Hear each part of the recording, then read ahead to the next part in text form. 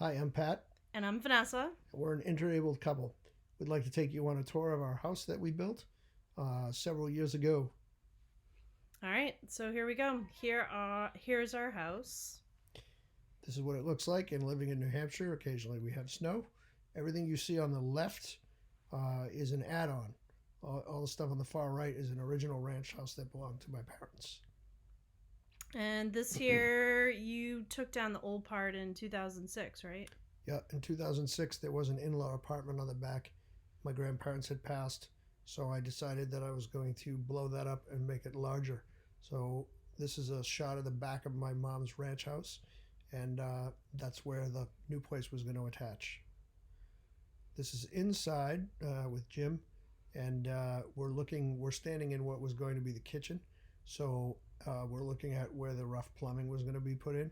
And my whole goal for this, especially with using a wheelchair, was to have it be open concept, and one level, obviously, and a lot of hardwood. So I like the open concept and a lot of bright light. This was the front porch going up. As you can see, the my garage was going to be on the far left.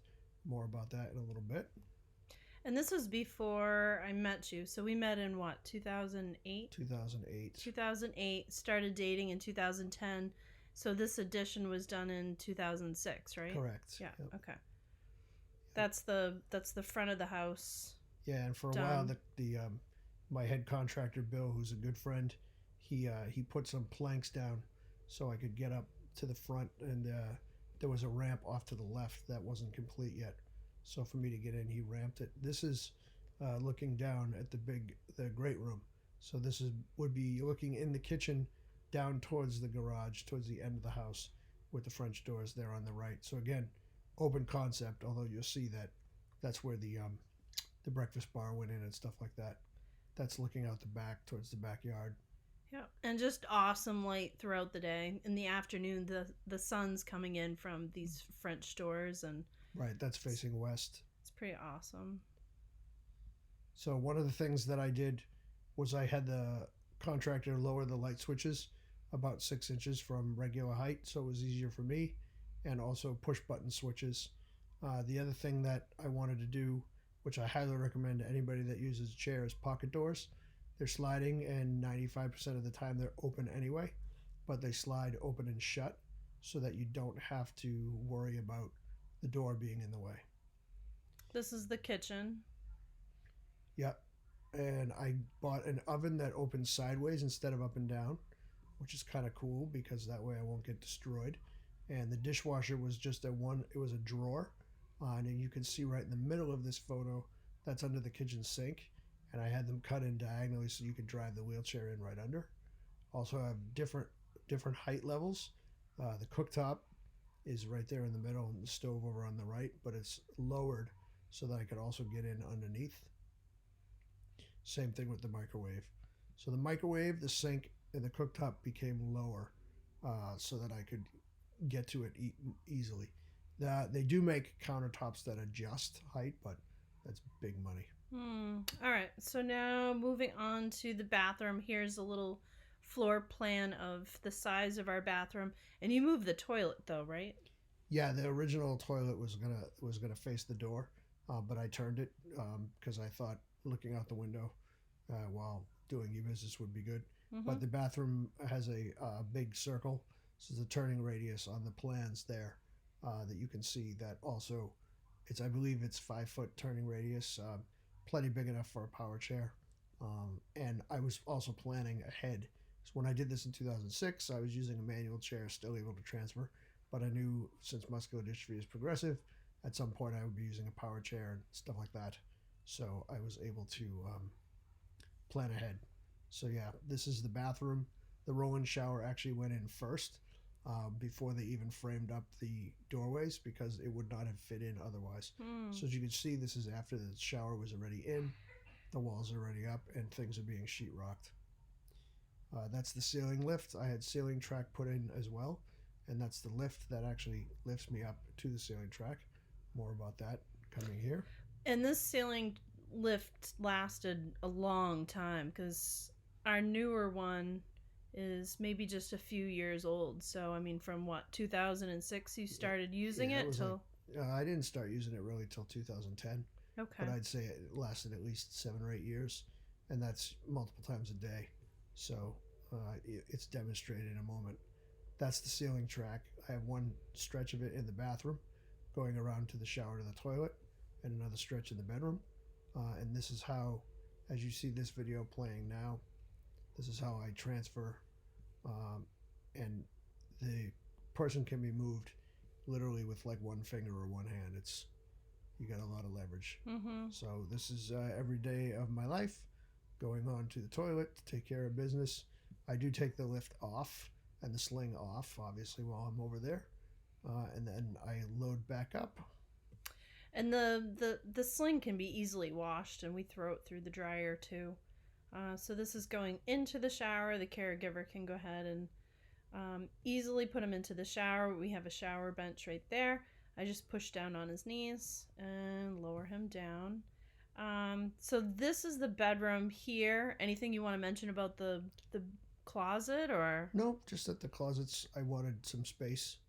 Um, in the bedroom, I know that when designing a house, you don't spend a ton of time in the bedroom, so I wanted more of the space to be out in the common area.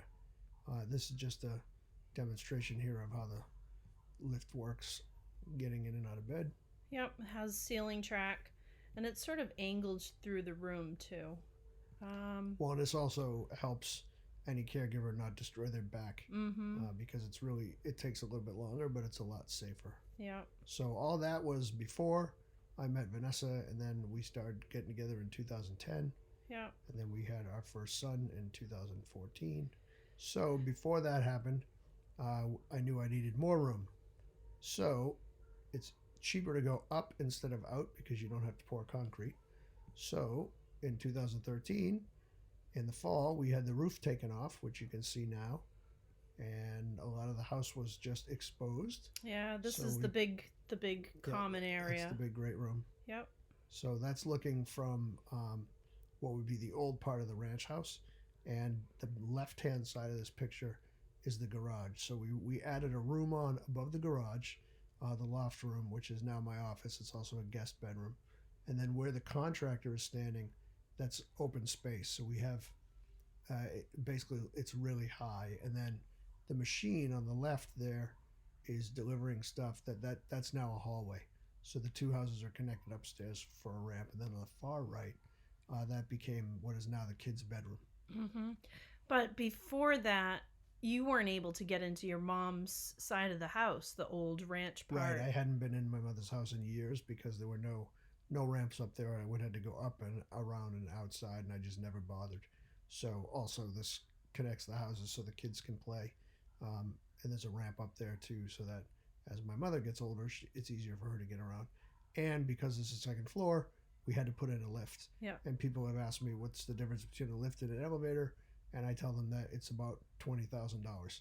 A lift is what usually you have in school or on a bus. An elevator is what you have in an office. So I went with the lift. So that's the second story taking shape. This is looking down the elevator shaft, down into the first floor, and you can see the stairs are at the top of this in the center of the photo. The stairs kind of go around the outside of the lift, and we made the lift, as you can move on to the next picture, the lift looks like it's in a closet.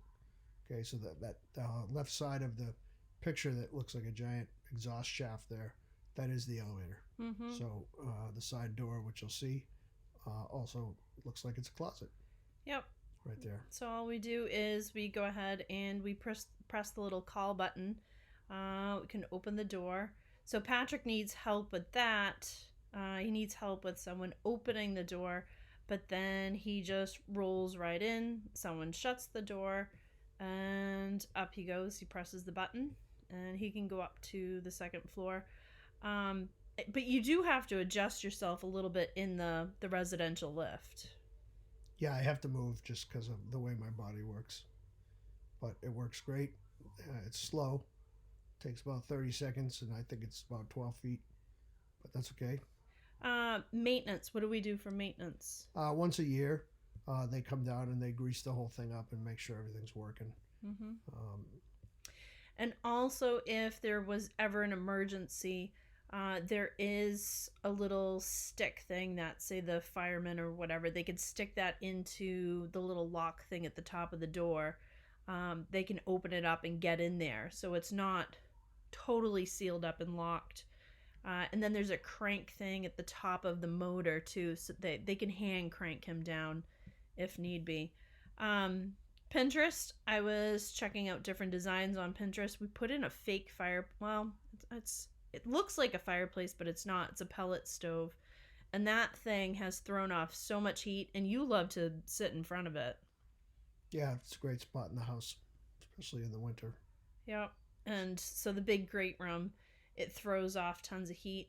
The picture of the pellet stove here, we had a temporary wall up on the left while they were doing the addition back in 2013. Yep, I'm sitting with my brother-in-law hanging out. So the garage. Yep, the garage is a little wider than a standard one-car garage, so that I back in and then I'm able to open the ramp. Because it's a side van. Bless you. Um, so yeah, that's Patrick bringing the kids to school. And yeah, the house has just been awesome for making memories of our family, and the kids have space to grow. Yep, I highly recommend the pocket doors and getting a contractor that knows what he's doing and has worked with stuff, because the Americans with Disabilities Act is a great law in some situations, but obviously there's going to be stuff that's going to be tailored to you. So this is the kids and their shenanigans. But so that's it. That's our house in New Hampshire, and we're happy to talk with anyone that is designing an accessible home, because we did learn a lot through the process. There's a lot of tricks that we're glad to share. Mm-hmm. So if it will help, feel free to reach out. The big thing is the hardwood floors and the pocket doors, and also having stuff lowered in the kitchen. So Awesome. that's it. Yeah, thanks for watching. Thanks for watching.